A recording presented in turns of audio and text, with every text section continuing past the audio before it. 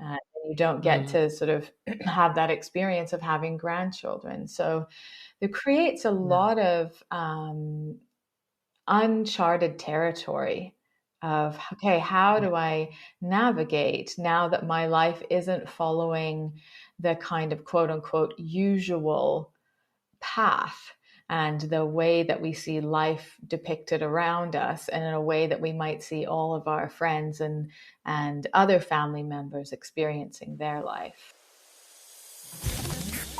You are now tuned in. You are now tuned in to Let's Talk About Healing. I recognize that I wanted to come out of that deep, dark place I was in. Like the story that we are repeating over and over and over and over again. Yeah. We can change it. Yeah. I went in with an open mind, an open heart, and I said, you know what? I'm willing to learn the truth about all of this because I don't understand. Now here's your host, Yvonne Pierre.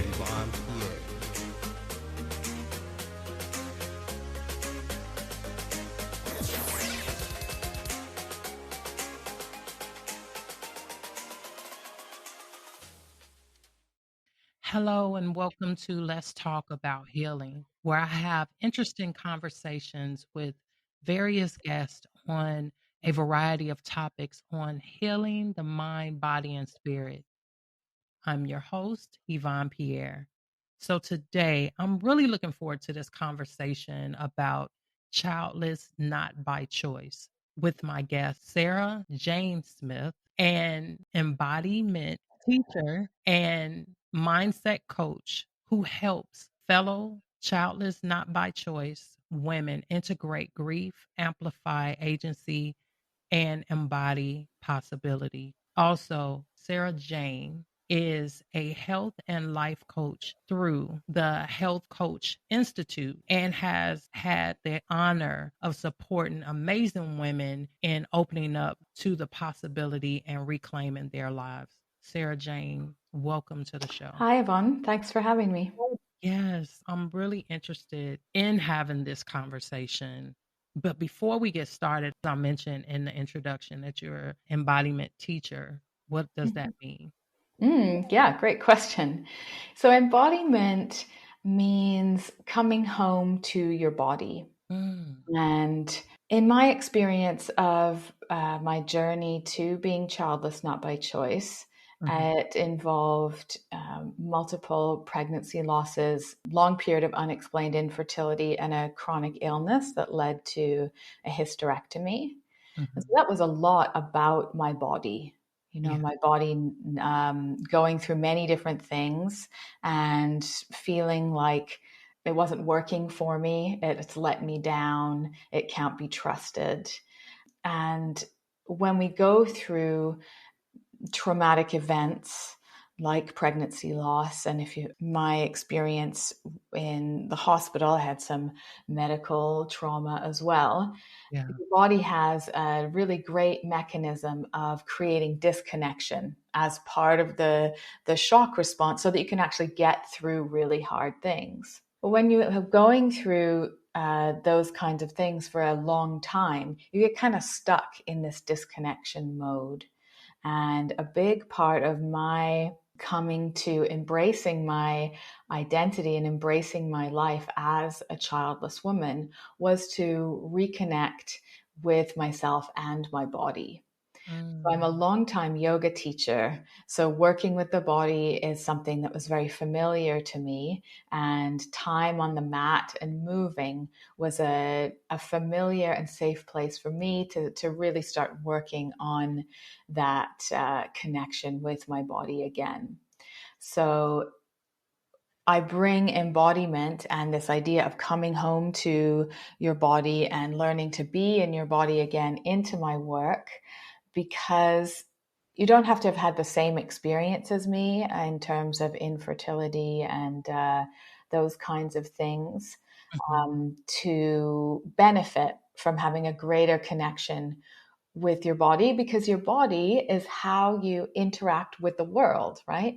How you move around the world physically, but then how you take in the world through your eyes, through your nose, through your smell, through touch, through taste, through the sense on your skin. So to be able to fully embrace the life that you're living, you have to be able to fully experience the world around you and what the possibilities of that are. And I believe that when we have a greater connection with our bodies, we're more embodied. That connection creates a pathway of possibility. Yeah. And as you were talking about that, I was thinking how often we hear people say, or I've heard people say that, you carry your stress in your body, and how things that we go through impact us as far as our health and everything, and the stuff that's just going on in our mind, and how we take life in, like you were saying, like you can have a breakout just by worrying or stressing. So it does have such a impact, but I don't think that's something that we often keep in the front of our mind. The impact that worrying about this or stressing over that have over our overall health. Absolutely. Yeah, that's a really powerful thing to learn, and to learn how to process and get in touch with that part of our journey, is to deal with our body, which we often neglect. Yeah, or we have a kind of punishing attitude towards. So yeah, what you say Yeah. about carrying stress in the body, we can just feel it, right? If you're stressed, Yeah. you might be somebody who tenses your shoulders, or maybe you close your teeth really tightly together, or maybe you scrunch up your forehead. If you spend extended periods of time with those kind of contractions in your body, then it becomes a pattern, it becomes a habit. And so learning embodiment techniques really starts with just noticing what's going on, like stopping and like taking a deep breath, and okay, what are the smells around me?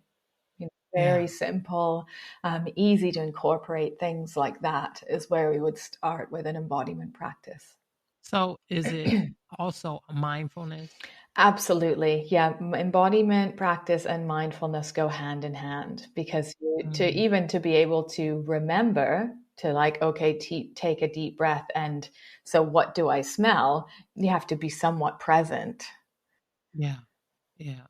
So I want to switch gears a little bit. There are a lot of women and men who do not have children. People assume that it's by choice, but there are people who do not have children because they're not able to. So if you can just, since the topic is childless, not by choice, could you give us some examples of what that means? So there are many, many, many reasons why somebody might be childless, not by choice. My story is kind of what people would think of like an infertility that has led to being childless. But there's many other reasons. Like what if you didn't meet somebody, and so you never had an opportunity to try to have a child, or you were maybe in a situation with somebody and you knew that it wasn't a good situation and you didn't want to have a child with them, and many, many reasons. But so however someone gets to being childless there's many pathways, but it can have a huge impact. Well, it does have a huge impact on the rest of your life going forwards, in terms of you maybe had thought from when you were, a small child, that your family would look a certain way, and that would include having children. And it doesn't. And so that has a lifelong impact, because if you do have children, you get to see them grow up, you get to experience sort of life through their eyes and go through all of these milestones in your life with those children. And when you don't have children, you don't get to sort of go through all of those things again. So you're not it's not just the loss of being able to have a baby, it's a loss of all of those kind of typical milestones that you might think about in your life, that you don't get to be a Yeah. part of that. And as you get older, things change, right? So then it becomes like, well, you don't get to be a grandparent. You don't get to sort of have that experience of having grandchildren. So it creates a lot of uncharted territory of, okay, how do I navigate now that my life isn't following the kind of quote unquote usual path and the way that we see life depicted around us, and in a way that we might see all of our friends and other family members experiencing their life. So it requires first of all, a sort of recognition of loss, that it is a loss. It's not, childlessness is often seen as something that we call a disenfranchised loss. So it's not really seen or recognized by others, which can make it really isolating and have you questioning, should I even be grieving this? Do I have a right to grieve this? Why do I feel, sadness come and go at different times of the year? And this idea that, well, you can't grieve something that you never had. Yeah. Yeah. And I've had a similar experience as far as the grief. Mm, I have two sons. My oldest is 30 mm, and my youngest is 21. However, when my youngest um, was maybe 2 years old, I had a mm, miscarriage. And that took years for me to mm, process and deal with. And for years, I was afraid to have more mm, children because I was afraid of having to deal with that loss mhm, again. So moving forward, and when I was 44, I had a heart attack. mm, And so now I have heart mm, disease. And it was suggested and recommended that I do not have any more mhm, children. And in that, I felt like something was taken away mm, from me. mhm, And I did deal with a loss because I did want more mhm, children. And even though I have children, I still dealt with the grief of not having yeah, more. absolutely. So I can relate in a sense. I'm not fully relate, but I can relate with the grieving part Mhm, of wanting something. And I actually felt anxious sometimes. It felt like a rug was snatched mm, from under me. mhm, Like I wanted something and I can't have it. mhm. Yeah, well, I'm really sorry to hear that you had that experience, and yeah, I think that what your experience is known as secondary infertility, and that is a loss just as much as primary infertility, and not being able Mm, to have the children that you wanted. Absolutely. yeah. Um, what are the most common misconceptions or stereotypes people have about men and women who do not have Hmm. children? Well, maybe that we don't like children and that it was sort of on purpose, that we don't really have a say in things about children Mm, because we don't have them and we don't have the experience. Like we don't have the right to comment on anything about children because we don't have them. Um, mm, I have heard lots of women who work in, busy workplaces, offices, that kind of thing, how what mhm, they don't have children, so they're expected to work on, holidays and, work overtime and cover people who do have children if they're, going out, if those people who have children have to take their person to a dentist appointment or something like that. But then it mm, doesn't go the other mm, way. It couldn't be the childless woman has a reason that they need to leave early or that they want a particular holiday off. They're not given the same sort of leeway. So it's in our society, people who have children are seen as having more needs and more right to express needs than those of us that don't. Wow. And you know what? I can see that and have heard that. And it's unfortunate that, you know, most people don't like being judged Mm. for anything in their life. But however, there's a lot of people who pass judgment on what someone don't have Mm. that you have. Mhm. Like, I have this and you don't. It's unfortunate. And I think that society has placed this expectation on people, period. If someone doesn't have a child, regardless if they Mm. chose to not have a child or not, there's a bias that a lot of people have. And I don't even know if they Mm. realize they do. Mhm. Yeah, we live in Yeah. what's known as a pronatalist society. So pronatalism is a political ideology which sees women's Mhm. primary role as giving birth, like in order to boost the country's population.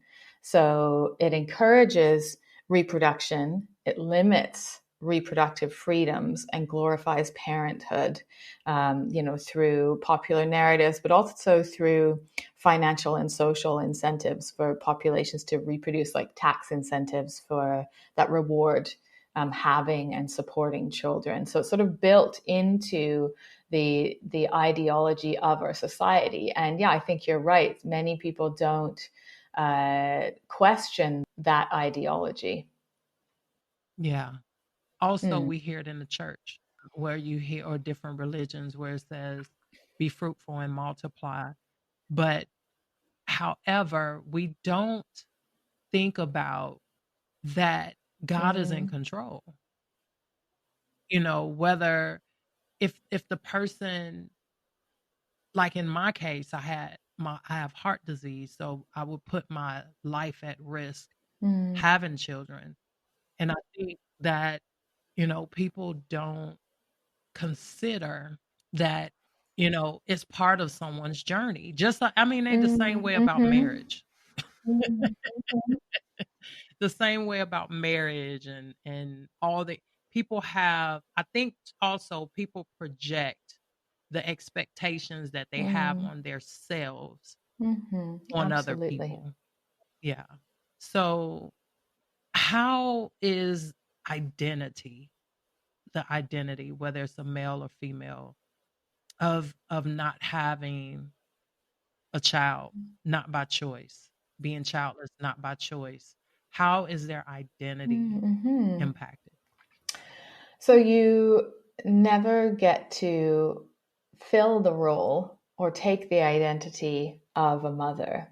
And in our society, just as we were talking about, that is a very, very revered and glorified identity. And this might have been something Mm. that somebody would have been working towards since they were little, or had it in their mind that, one day I'm going to be a mom. Yeah. So you never get to Mm. have that identity, which means then you never get to be a grandparent either. Um, and so you have Mhm. to forge other identities. Many childless people do not like the term childless, and I understand that. They don't want to feel it has the word less in it, so it implies that there's that Yeah. you are less. So even how you refer to yourself as a person without children can be tricky. So there's that part of it, figuring out. And there's a lot of nuance and gray area between, childless and child free. And some people might identify being childless. And then as the years go on and as acceptance grows, maybe they then shift their identity to child free. And it might go the other way. Somebody made the decision, no, I'm not going to have children. I like this idea of child free, and for whatever reason, and then maybe a few years later actually realize, oh, okay, I'm having some grief around this. I feel this sense of loss, so they might switch to the identity of childless. So that's one part of it. That's sort of how you identify with not having children. But then how are you identifying and being out in the world? So I do identify as childless, not by choice, and that is a big part of my identity. But I'm also so much more. I'm a gardener. I'm a kayaker, a hiker. I'm a singer. I'm an avid listener. I love reading. I love studying. I am a really good friend. I am a coach. I'm a yoga teacher. I'm a yoga student. So many things. I feel like one of the opportunities with not having children, because then there's a sort of large amount of time that I have to consider myself as an adult that I wouldn't have if I had children. There's lots of ways to explore and inhabit all of these different identities. And that is a practice that amplifies agency, that amplifies self-confidence, that amplifies the sense of belonging in the world. So I think it's really important that within the childless identity, you really look at identifying beyond your childless identity. Yes. Yes. And I think too, along with feeling child free, I think women experience it a little more than men. Not saying that they don't feel the loss or the desire to have, kids and not able to because of low sperm count or whatever their case is. But I think the pressure of society is put more on women when it comes to having children and being married. I can't really speak to men's experience. I haven't spoken enough to a wide variety of men who don't have children to sort of summarize how all like the myriad of ways different people feel. But I agree with you that men's primary role is not to become a father. Meaning society doesn't view men's primary role in that way, whereas society heavily does see women's primary role as becoming a mother. Yeah. And I think being taught that as a little girl and growing up being taught those different things, we attach that to our identity. Yeah. And that so when we're not able to accomplish the things, whatever it is, whether it's children or marriage or success, whatever, or your bank account being a certain size, I think that it does have an impact on our how we see ourselves, and depending on their expectations of that, because society can have their opinions, but it's when we have the opinions about ourselves that it Or impacts friends or us the family or most. community members are also holding those beliefs and expressing them in a way that's not helpful or kind. Yeah. Okay. So if someone is going through this and they're experiencing grief and loss associated with not having children, what advice would you offer to them as they go through this journey or that To process? find others who really understand. The exact details of the story might not be the same, but there is a lot of similarities in the way that it impacts people. And we might not know anybody, or we might not think that we know anybody who has gone through something similar, which is very, very isolating, which keeps us stuck either in deep grief or acute grief, or maybe even the precursor to that, like not feeling like we have a right to grieve, or not really knowing that what we're feeling is grief. So I think the first step in even recognizing what the next steps would be finding belonging. So whether that's through, there's lots of free groups on Facebook, peer support groups. There's paid online communities of childless people. One of them is called the Childless Collective. There's an incredible website called gatewaywomen.com that is run by a woman called Jody Day, who's written a fabulous book called Living the Life Unexpected.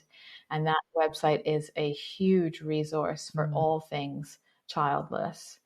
So I would say that would be one of the first places to go. And then slowly integrating grief. So when we talk about grief, we often talk about like getting over it or dealing with it, but the grief of childlessness, because it stays with you, just like any other grief, like if it was a death loss, the person isn't there anymore, but you still think about them. You still like bring their memory and who they were along with you in life, right? And so that's the same thing with childlessness. The acuteness, the intensity will dissipate over time, but it will still be there as you encounter different experiences in your life. So that's why I use the language of integrating grief or creating a relationship with grief so that it doesn't take you down continuously. There's you have some ideas or understandings or ways of being with your grief that help you integrate it along the way. Yeah. And I can imagine that grief. Well, in my situation, I'm a fatherless daughter. So my father was murdered when I was about 1.5. So I have no memory of him, nothing to connect to him, and no memories of how he smelled, walk, or anything. So that's a grief of wanting something that I'll never have, that I can relate to in a sense of how that grief and loss is for having children that will never have. So my having to process that and seeing other people with their dads, and I mean, it's everywhere. You can't run from it, but I wasn't able to process and deal with it until I was older, because as a child I didn't understand what I was feeling or anything like that, and put a words to it. But in dealing with that grief and loss, you know, and some people do look at it like, well, how could you feel that way when you've never met them? But you do, it's like a yearning for something that you can't have. And and seeing other people with their dads is like, wow, you get to see how he smell, how he walk, how he talk, how he, the basic things that we take for granted, but we also live in a society that no matter what, that's the truth. people have an opinion. you know, Yes. If you have too many children, people it's like we can't win, right? Like, so, so we just have to, regardless of what, the cards that we're dealt, even me having a child with special needs, a lot of parents deal with loss with that, because like my son is nonverbal. Well, he can talk, but there's a misperception of what nonverbal is. Not that he can't talk, but he has limited speech, and he's limited on his communication. So he may say one word to get his point across. But I've learned to embrace the things that are different. I've learned to accept the cards that I'm dealt in every facet of my life. I've learned to just embrace it and learn how to find peace and solace with it for myself, regardless of other people's opinions and what they think, because people are going, even with having a child with Yeah, special I'm needs, you sure. deal with Yeah, a lot I'm of sure. opinions. Right. Oh, he would talk more if Well, you would thank work you. with him better, That's never crossed every my mind. okay. Yeah. Okay. We didn't try that. Yeah. Oh dear. But yeah, things that people don't understand. And like I said, people project their expectations, and also, and I've had to be mindful in situations of projecting as I was growing in life, having opinions on things. But the older I got, the more I realized, that Yeah. that's not my Yeah, job. sure. And I strongly believe to do unto others, you'll have them do unto you. And so I try to not be judgmental, or if I catch myself being Yeah. And judgmental, that's where I will check mindfulness comes in myself. again, right? What Yeah, am I thinking? What am I projecting onto others? How am I yeah, being in the world? And does it relate to my values? yeah. So speaking of that, I wanted to ask if you could share one Yeah, I'd love to. embodiment So technique. let's do it now. So let's do it together.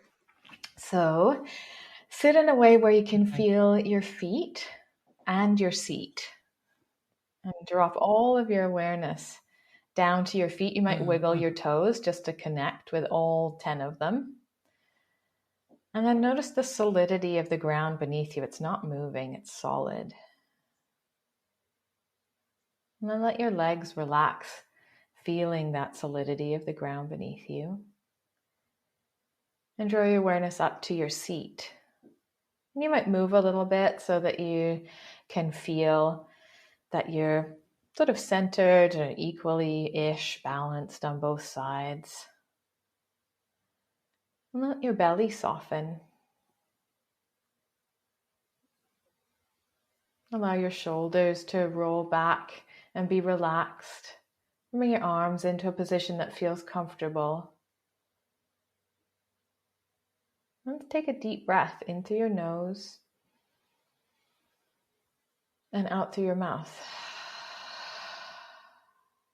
And again, in through your nose and out through your mouth.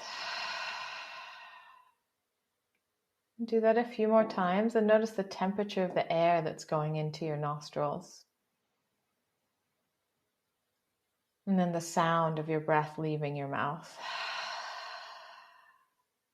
And again, temperature of your air in through your nose.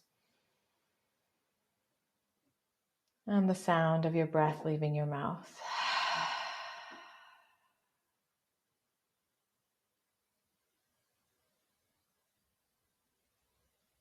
What was your experience of that? Very calming.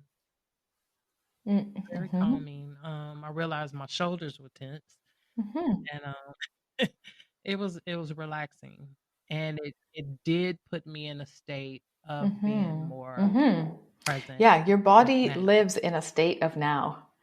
And so bringing ourselves back, using the senses is an easy in. Thank you for that. Thank you for having that. So, Yeah, you're okay. welcome. So we mentioned earlier about how some people are insensitive when it comes to those who don't have children. Oh, you don't understand about this because you don't have children, or just all the insensitive sayings that we've heard. how can this possibly change or improve, or can it? Oh, yeah, I like to think everything has the possibility of change and improvement. It'd be pretty dark otherwise. I think by Yeah. conversations like this, just bringing awareness to the fact that there are people who are childless not by choice. And then those who are listening to it, maybe taking a few moments to think about what that might mean. Like, what impact would that have on you if you didn't have the children that you have and that you wanted children? So just Mm, childless people being yeah. more visible, and it's conversations like this that make that happen, I think, is a great starting place. Yeah. Just having a little more compassion It's and speaking from the heart. beyond your Go maybe ahead. initial assumptions about why a situation is like it is. So being curious along with your compassion. Yeah. Yeah. And as parents, not forcing it on our Mm. children. My son, so I'm looking at him like, where's my grandbabies? But I'll say it in a joking way or whatever, but I have since then Mm. apologized to Mhm. him for being Mhm. insensitive when it comes to that, and respecting that that's not what he Mhm. want right now.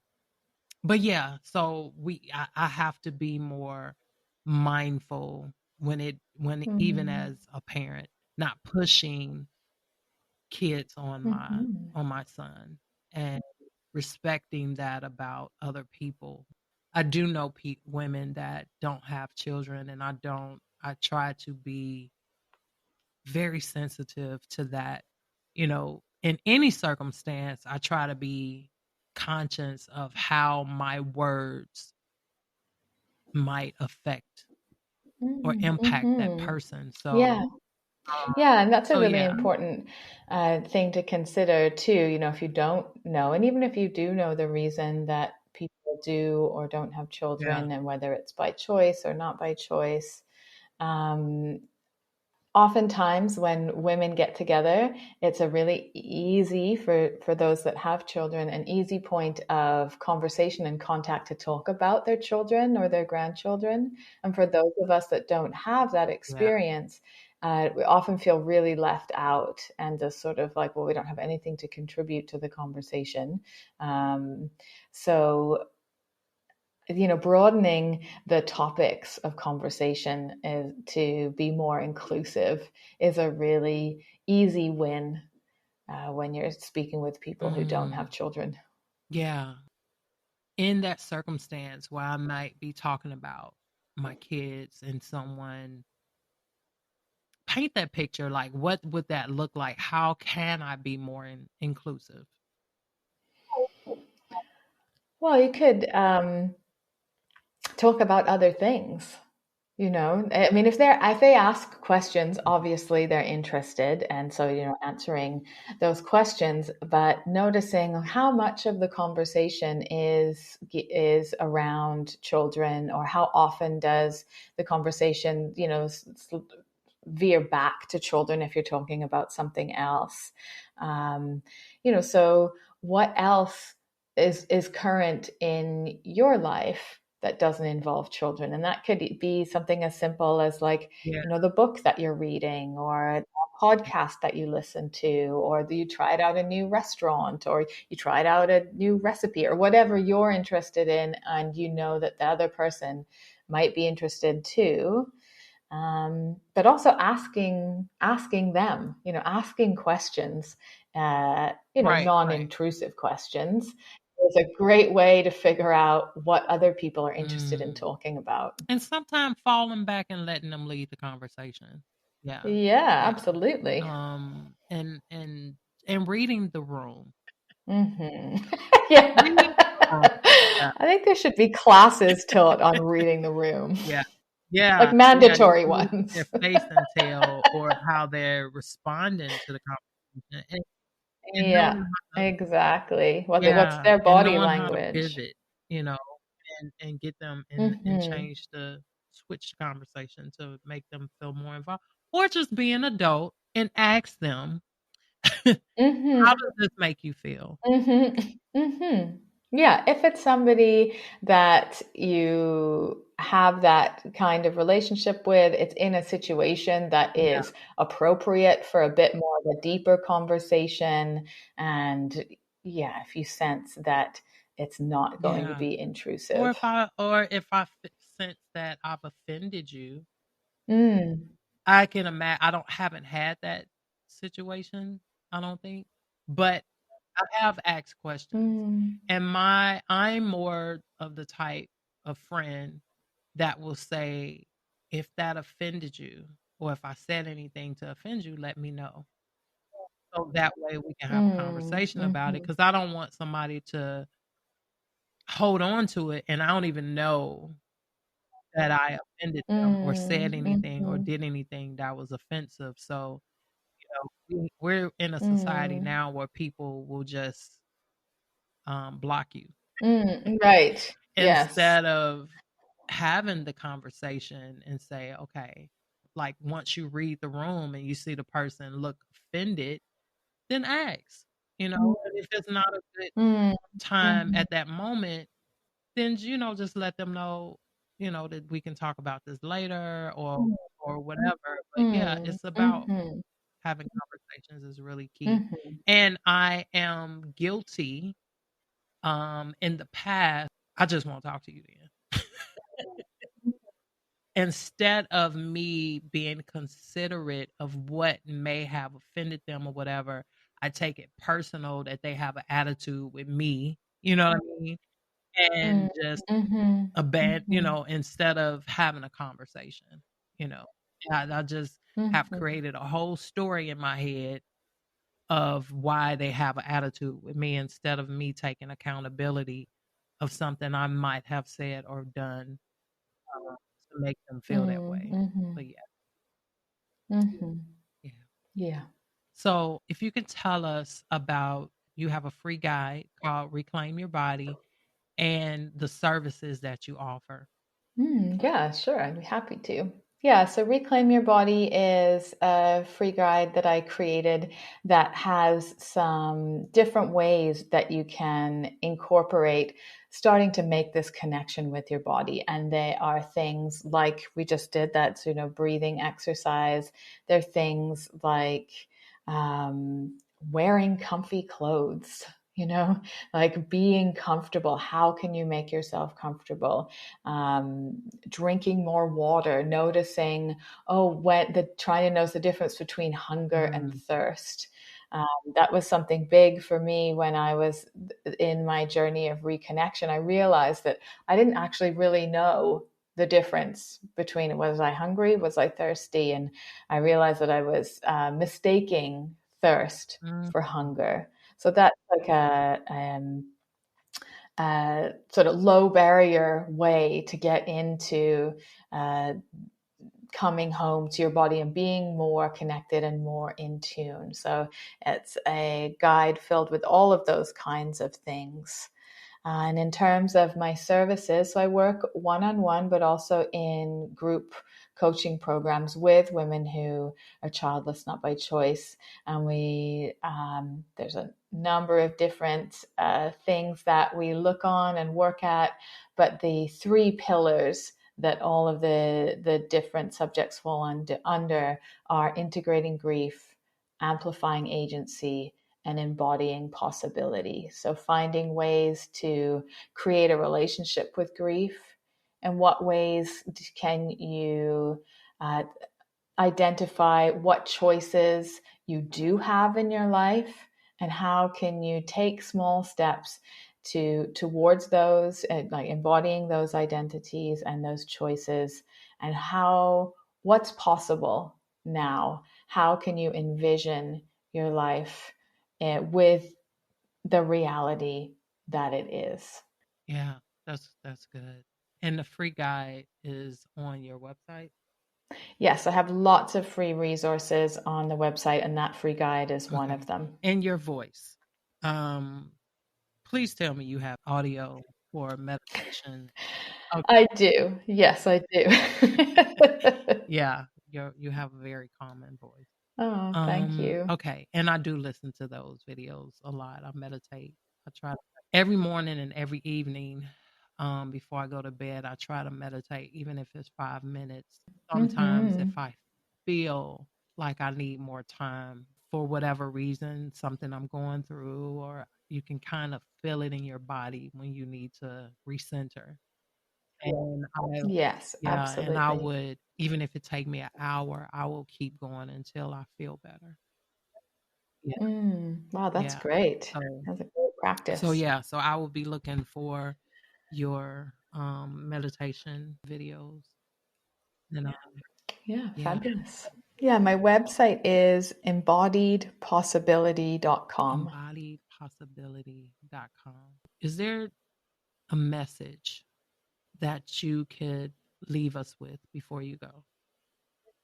Mm-hmm. I would say to all my fellow childless, not by choice women, you're not alone.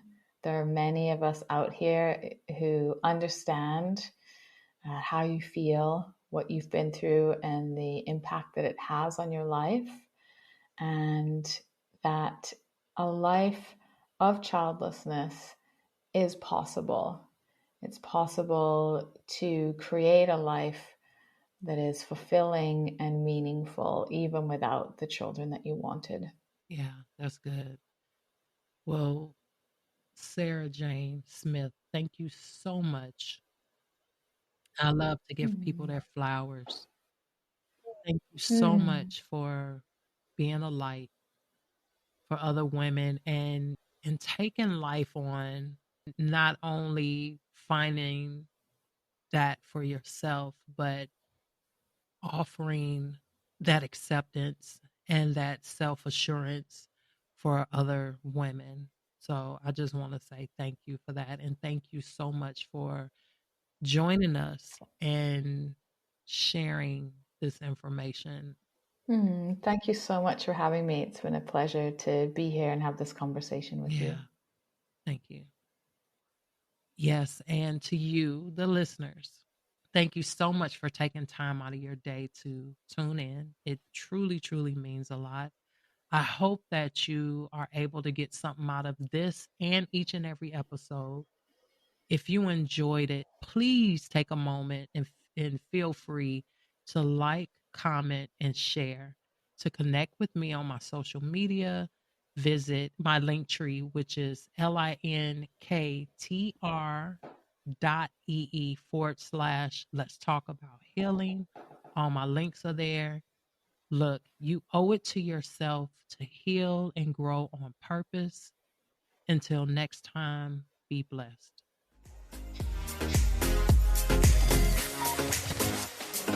Thank you for tuning in to Let's Talk About Healing with Yvonne Pierre.